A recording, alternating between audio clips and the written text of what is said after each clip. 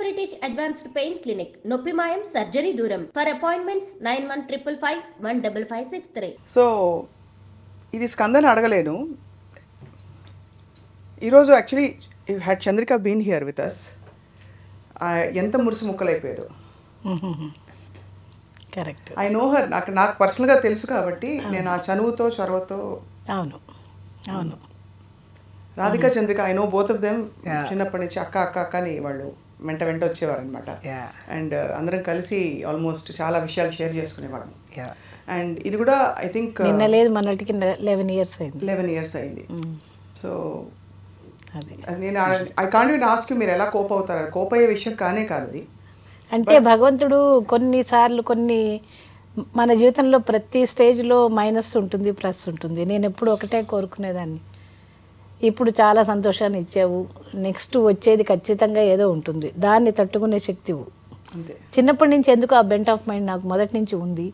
ఎప్పుడు ఏదైనా ఒక కెలామిటీ వచ్చిందో లేకపోతే చాలా ఇది వచ్చింది అంటే వెంటనే డీలబడిపోయి ఇప్పుడేలాగా అనేటువంటి నేచర్ నాది కాదు. దాంట్లో నుంచి మనం ఎలా బయటపడాలి, లేకపోతే దాని సిచ్యుయేషన్లో ఎవరికి ఏమి ఇంపార్టెంట్. అప్పుడు నేను వీడిని నా మనవడాన్ని కాదు నా కొడుకులాగే చూసుకున్నాను. చూసుకోవడం అంటే ఐ ఫెల్ట్ అంతే. వాడు ఒక్క మాటే అన్నాడు, మేము ఇంటికి వస్తున్నప్పుడు హాస్పిటల్ నుంచి అంబులెన్స్లో మామూలుగా పిల్లలు అనే మాటే అమ్మ అన్నాడు. వెంటనే అమ్మమ్మలో అమ్మ ఉంది కదా అన్నాడు. అదొక్క మాటతో నన్ను కట్టేశాడు. ఈ రోజుకి నన్ను కట్టేశాడు వాడు. సో ఆ మాట అసలు నేను ఆశ్చర్యపోయాను. అంటే అంబులెన్స్లో మేము ఇంటికి వస్తూ ఉన్నాం అది. అప్పుడు అంటే అంత వాడికి హీ వాజ్ జస్ట్ 4.5 years అప్పుడు. అంటే అంత మెచ్యూరిటీ చిన్నప్పటి నుంచి వాడికి భగవంతుడు ఇచ్చాడు. సో భయంకరమైనటువంటి టాలెంట్ ఇచ్చాడు. మేడం చెప్తూ ఉంటారు, ఒక 50 ఏళ్ళ ఎక్స్పీరియన్స్ ఉన్న వాళ్ళలా పాడతావు నువ్వు అని చెప్తుంటారు ఆవిడ క్లాస్ జరుగుతున్నప్పుడు. అంటే అంత పెద్ద ఆర్టిస్ట్ అలా అంటున్నారు అంటే వాడిలో ప్రతిభ లేకపోతే అన్నారు కదా. ఈ రోజున ఆవిడ పొద్దున ఫోన్ చేసినప్పుడు ఒక లిస్ట్ పెట్టుకొని ఇంతమందికి నేను పిలిచాను ఫోన్లో అని చెప్తున్నారు. ఆవిడకి అవసరమా? కానీ తన మీద ఉండేటువంటి ఒక స్పెషల్ ఇది కాదు, తన టాలెంట్ మీద ఆవిడకు ఉన్నటువంటి ఇష్టం అంతే కదా. అక్కడ స్కంద ఎవరు అని కాదు అక్కడ ముఖ్యం, స్కంద ఏమిటి అనేది ముఖ్యం. సో నేను కూడా వాడిని చిన్నప్పటి నేను ఇప్పటికీ ఒక టీచర్ లాగే వాడితో బిహేవ్ చేస్తూ ఉంటా. నన్ను కూడా చాలాసార్లు టీచర్ లాగే చూసి నన్ను అవాయిడ్ చేస్తూ ఉంటాడు. అందరు అమ్మమ్మలకి మనవాళ్ళు చేసినట్టు ఇవన్నీ నేను అయ్యో చాలా జరుగుతుంది. ఉండి లేదనిపించటం, తలనొప్పి ఉందంటాం, ఇవన్నీ కామన్. ఇవన్నీ రకరకాలుగా. కాకపోతే వాడికి ఏంటంటే రకరకాల మోడ్స్ ప్రయత్నం జరిగేది రోజు టాస్క్ అనమాట. ఇవాళ వాడికి పాడించాలంటే ఏం చేయాలి, వైలిన్ వాయించాలంటే నేను అస్సలు వాయించను, నేను చేయను అని అస్సలు ఇవాళ వద్దు, ఏమొద్దు. కొంతసేపు అయినాక ఏదో తప్పు పాడడం, పోయి ఏమి ఇలా పాడుతున్నావు నువ్వు, అన్ని తప్పులు పాడుతున్నావు అని చెప్పి మొదలుపెట్టేవాడు. కొన్నాళ్ళు అయినాక హీ రియలైజ్డ్ కావాలని చేస్తున్నావు కదా నువ్వు అని రియలైజ్ అయ్యేవాడు. ఇలా రకరకాల టాస్క్స్. కాకపోతే ఒక్కటి, నేను ఇంత ఏజ్ వల్ల భగవంతుడు ఇచ్చినటువంటి కొంత ఎక్స్పీరియన్స్ వల్ల ప్రతి తల్లిదండ్రికి నేనేం చెప్తానంటే, పిల్లలకి వాళ్ళే చేసుకుంటారు అని మాత్రం అనుకోకూడదు. వాళ్ళలో ఏం ప్రతిభ, మీరు ఒక టాలెంట్ మీరు చూస్తారో దాని వెనకాల పడాలి అంతే. వాళ్ళ వెనకాల మనం పడి, ఒక తల్లో తండ్రో ఎవరో ఇంట్లో పేరెంట్స్ గ్రాండ్ పేరెంట్స్ ఎవరో ఒకరు వీళ్ళే చేయాలి వాళ్ళే చేయాలని కాదు, వాళ్ళకి దాని గురించి తెలుపుడు. వాడికి ఇప్పుడు కొంచెం టేస్ట్ తెలిసింది, ఇంతకుముందు ఇప్పుడు తెలిసినా కూడా ఇప్పుడు పోయి కూర్చొని గంట పాడతాడా? పాడాడు వాడు, మనసులో పాడుకుంటాడు. అమ్మమ్మ మాట్లాడుతుంది కాబట్టి అది అమ్మమ్మ మాట్లాడుతున్న మాటలు వేరు, టీచర్ మాట్లాడుతున్న మాటలు వేరు, అమ్మమ్మలో అమ్మ మాట్లాడుతున్న మాటలు వేరు. కంపార్ట్మెంట్లెస్ చేశాను అంతే కదా. అంతే. అంటే ఒక స్టేజ్కి వచ్చినాక అంతర్సాధన ఉంటుంది. మ్యామ్ అదే చెప్పారు, నీవుగా చేసుకో. వాడికి అది జరుగుతుంది, తెలిసిపోతుంది మనకి, వాడు చేస్తున్నాడా లేదా, ఎంత బయటకు వస్తుందని తెలుస్తుంది కదా. ఆ స్టేజ్ వచ్చేవరకు ఏ పిల్లలకైనా కానీ, వాళ్ళు స్పోర్ట్స్ అవ్వచ్చు, ఎనీ ఆర్ట్ ఫామ్ అవ్వచ్చు, దయచేసి మీరు పేషెన్స్.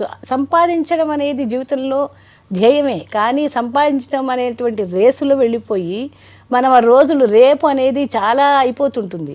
ఈ రేపంలో పిల్లలు పెద్దవాళ్ళు అయిపోతారు. వాళ్ళు 9th 8th 10th వచ్చినాక ఏమీ చేయలేరు, ఎందుకంటే చాలా రెస్పాన్సిబిలిటీ. ఇప్పుడు వీడికి ఇప్పుడు 10th అవుతున్నాడు అంటే చిన్నప్పటి నుంచి వాడిని అలా తీసుకొచ్చేసరికి ఏమైంది, when he was violin start చేసినప్పుడు 5 years వాడికి. ప్లస్ కాంపిటీషన్స్కి వెళ్ళినప్పుడు అంతా ఇందాక నువ్వు అడిగిన దానికి ఒక పాట నేర్పితే ఇది మీనింగ్, ఇది ఇలా ఉచ్చారణ చెయ్యాలి. ఈవెన్ సినిమా పాటలకు కూడా మొన్న వాడు పాడిన క్లాసికల్ పాటలకు కూడా దీనికి ఇది అర్థం. ఇప్పుడు వాడికి అర్థం తెలియాలని లేదు కదా, కానీ అర్థం తెలిస్తే ఇంకొంచెం ఎలివేట్ చేయొచ్చు, మాటని ఎలివేట్ చేయొచ్చు. ఇప్పుడు తెలుగు భాష మీద తెలుగు మాట్లాడతాం, కానీ మాట్లాడినంత మాత్రాన భాషలో దాని పదాలు తెలియాలని కాదు కదా.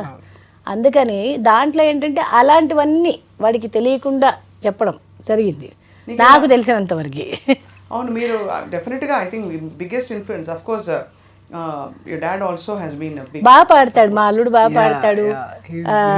వాళ్ళ ఇంట్లో సంగీతం ఉంది. సో 2 sides నుంచి ఉండడం వల్ల వాడికి బోనస్గా భగవంతుడు ఇచ్చాడు అంటే దాన్ని చాలా భగవంతుడికి నమస్కారం చేసుకోవాలి. దాన్ని వాడు ఎంత మటుకి ఏ ఆర్ట్ ఫామ్లోనైనా కానీ పైకి తీసుకెళ్ళి ఒక నేను అనేది నిరూపించుకోవాలి. ఇప్పుడు అమ్మమ్మ నీకు ఇంట్లో చెప్పి నువ్వు ఎలాగో వినిపించుకోబట్టి ఇప్పుడు కెమెరాస్ ఉన్నాయి కాబట్టి నువ్వు వింటావు బట్టి చెప్పేసి నేను ఒకటే అంటాను, ఒక పెద్ద బిజినెస్ మ్యాగ్నెట్ ఎవరో వచ్చినప్పుడు మనం పోయి కాళ్ళకి దండం పెడతామా? పెట్టం కదరా.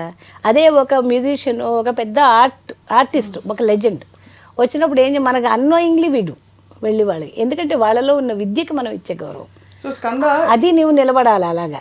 ఇప్పుడు చంద్రిక మ్యూజిక్ అకాడమీ వేదికగా అమ్మ పేరిట పెట్టిన ఈ అకాడమీ వేదికగా నువ్వు ఫస్ట్ పర్ఫార్మెన్స్ ఇవ్వబోతున్నావు. అవును, లాస్ట్ ఇయర్ వాడు వైలిన్ వాయించాడు. లాస్ట్ ఇయర్ పక్కవాద్యంగా వైలిన్ వాయించాడు పైగా. అంటే నీకు మంచి పట్టు వచ్చేసింది ఆల్రెడీ. లాస్ట్ ఇయర్ ఇవాళ మరి ఎలా అనిపిస్తుంది నీకు ఫస్ట్ టైం ఇలాగా అంటే ఇండియన్ ఐడల్లో నువ్వు గెలవడం? అమ్మ బ్లెస్సింగ్స్ ఎప్పటికీ నీతో ఉంటాయి. హౌ డు రిమెంబర్ మామ్ ఫాండ్గా మనసులో? ఐ మీన్ ఆబ్వియస్లీ మామ్ అని ఉంటుంది, బట్ పెద్దగా అంత గుర్తు లేదు. నువ్వు చాలా చిన్నపిల్ల. అవును, యా. బట్ ఏవైతే చిన్నగా గుర్తున్నాయో అవి బ్యాక్ ఆఫ్ మై మైండ్ ఉన్నాయి. మరి అమ్మ కోసం పాట పాడతావా రోజు స్పెషల్గా ఏం లేదు. పోనీ నీ చాయిస్ పాట ఏంటి చెప్పు, కీర్తన ఏంటి ఆ రోజు? Main piece, sub main piece ఇవన్నీ టిపికల్గా క్లాసికల్ కచేరీలో చెప్తాం. నీకు ఇష్టమైన భజన ఏదైనా పాడుతున్నావా? భజన్ అనుకుంటున్నాను, బట్ ఇంకా సాయి భజన్ పాడు. అవును అనుకుంటున్నాము. ఉంది ఒకటి.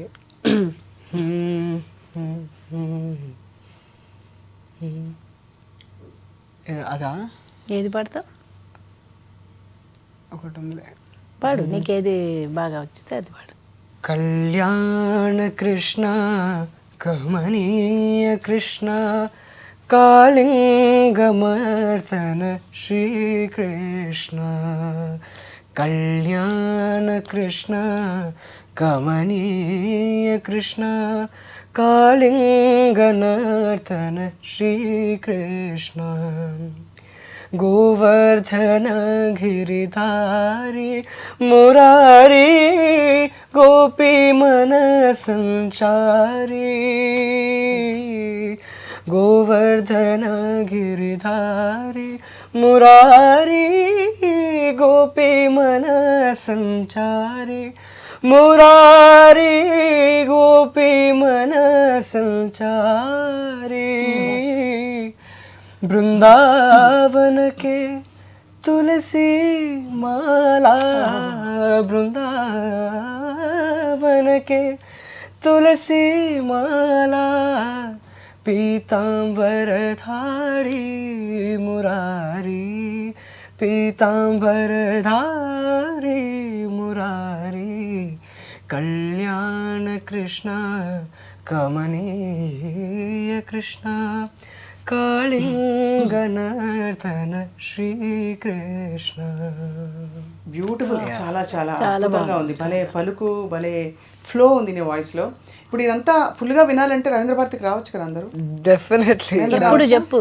23rd November రవీంద్ర భారతిలో I'm having my Arangetram, first ever classical concert under the banner CMA, Chandrika Music Academy. Please do come to Ravindra Bharati evening 6:30. 6 o'clock. 6 o'clock. Okay, yeah. Super.